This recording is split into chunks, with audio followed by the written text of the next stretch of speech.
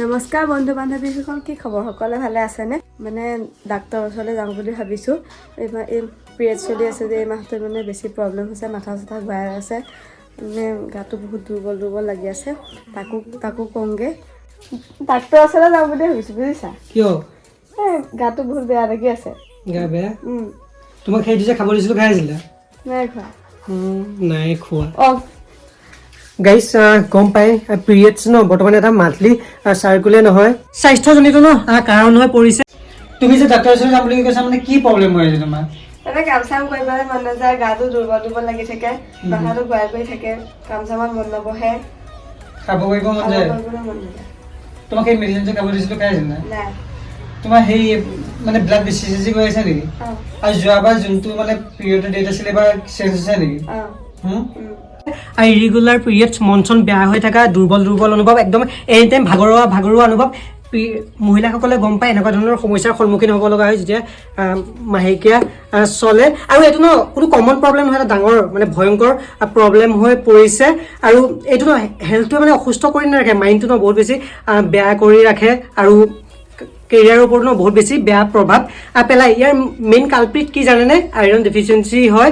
আপুনি জানেনে ইণ্ডিয়াৰ ন মানে 57% মহিলাই এই আইৰণ ডেফিচিয়েঞ্চিত ভুগিব লগা হৈছে, মানে আইৰণৰ অভাৱত ভুগিব লগা হৈছে। আৰু 59% কিশোৰীয়ে আপোনাৰ এইটো সমস্যাত মানে ভুগিব লগা হৈছে। প্ৰায় সংখ্যক নাৰীৰ ন এই আইৰণ অভাৱ হোৱাৰ মেইন কাৰণটো কি জানেনে? যেতিয়া তাহাঁতৰ পিৰিয়ড চলে ন, পিৰিয়ডছৰ সময়ত ব্লাড লছ হয়, আৰু যেতিয়া ব্লাড যায় সেই ব্লাডৰ লগত ন আইৰণো যায়।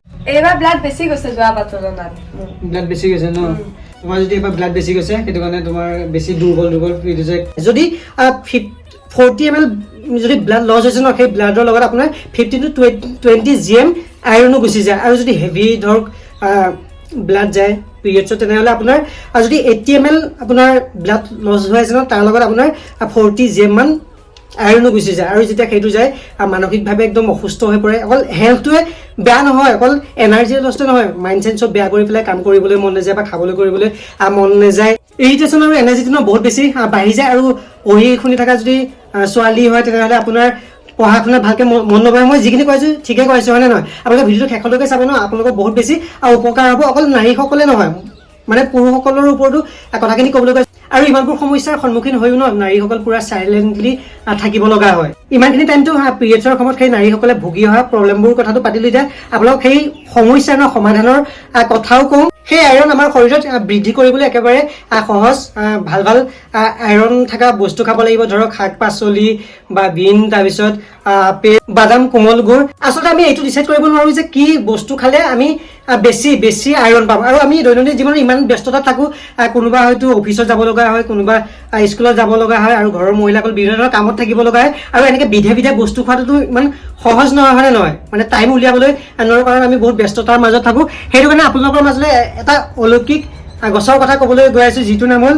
মৰিংগা লিভ হয়, ছজনা গছৰ পাত, গম পায়। আৰু এইটো ন মৰিংগা লিভ পাউডাৰ হয়। এইটো পাউডাৰ মানে ছজনা গছৰ পাতৰ গুৰি হয়, ইয়াতে আছে।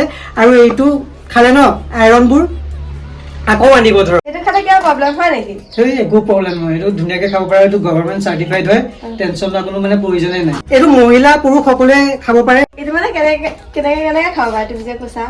এইটো তোমাৰ গাখীৰ লগত খাব পাৰা, বা পানীৰ লগত। গাখীৰ 1 গিলাচ এনেকৈ ধুনীয়াকৈ মিলাই দিলা, তাৰপিছত পানীৰ লগত তোমাৰ 1 চামুচ এনেকৈ ধুনীয়াকৈ মিলাই দিলা। বা তোমাৰ ৰুটি যেতিয়া বনোৱা তাৰ লগতো দি দিব পাৰা ধুনীয়াকৈ মিলাই। তাৰপিছত চালাড বা যিকোনো সেইটো মানে যিকোনো সেই লগত খাব পাৰা, মানে ৰেচিপিৰ লগত ধুনীয়াকৈ খাব পাৰে। আৰু খালে চাইৰণবোৰ হ'ব। ছজনা গছৰ পাত কিমান ভাল আপোনালোকে গম পায়। বিভিন্ন ধৰণৰ বেমাৰৰ পৰা ন হাত সাৰিব পাৰি। আৰু এইটো সকলোৱে খোৱাটো উচিত। দৈনন্দিন জীৱনত এইটো ব্যৱহাৰ কৰিব লাগে ডেইলি।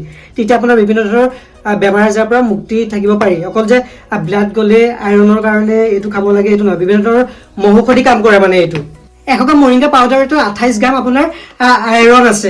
চ' আপোনাৰ পিৰিয়ডছৰ সময়ত এইটো আপোনালোকে ধুনীয়াকৈ ইউজ কৰিব। আইৰণৰ অভাৱ তেতিয়া কেতিয়াও নহ'ব। পিৰিয়ডছৰ সময়ত যেতিয়া আপোনাৰ আইৰণৰ অভাৱ হ'ব ন, তেতিয়া এনিমিয়া হ'ব পাৰে। আৰু এনিমিয়াৰ কাৰণে ন এইটো ভাল।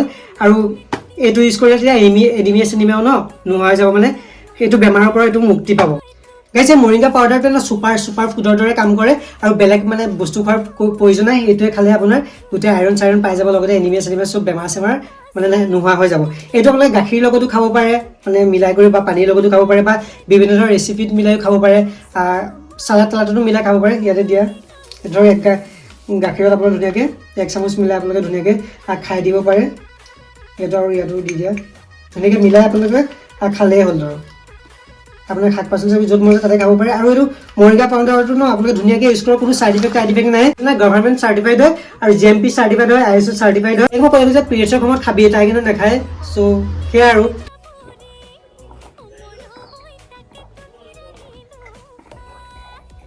এনেকৈ ধুনীয়াকৈ গাইছ আপোনালোকে মানে খাওক। এতিয়া কৈছে মেগনেছিয়াম আছে, পটেছিয়াম আছে, ভিটামিন C আছে, এমিনো এচিড আছে, আৰু আইৰণ বঢ়াবলৈ ন ভিটামিন Cৰ প্ৰয়োজন, য'ত মানে ইয়াতে ভিটামিন Cও আছে। গোটেইখিনি বস্তু ইয়াতে আছে, প্ৰাইজো বেছি নহয়। আৰু লিংক ডেছক্ৰিপশ্যন আৰু কমেণ্ট বক্সতে পিন কৰা আছে। এমেজন, ফ্লিপকাৰ্ট সকলোতে পাই যাব, লিংক দিয়া আছে। আপোনালোকে জল্দি গৈ অৰ্ডাৰ দি দিয়ক। আৰু টেনশ্যন ল'ব নালাগে, এইটো কেমিকেল ফ্ৰী হয় আৰু চাৰ্টিফাইড হয়, গভৰ্ণমেণ্ট চাৰ্টিফাইড হয়। সেইটো কাৰণে মই ইমান ডিমাণ্ড দি কৈ আছোঁ, মানে ট্ৰাষ্টলি কৈ আছোঁ। আপোনালোকে এইটো জল্দি এতিয়া অৰ্ডাৰ দি দিয়ক। লিংক ডেছক্ৰিপশ্যনতে দি আছে, এমেজন, ফ্লিপকাৰ্ট সকলোতে পাই যাব। লিংক কমেণ্ট বক্সটো পিন কৰা আছে।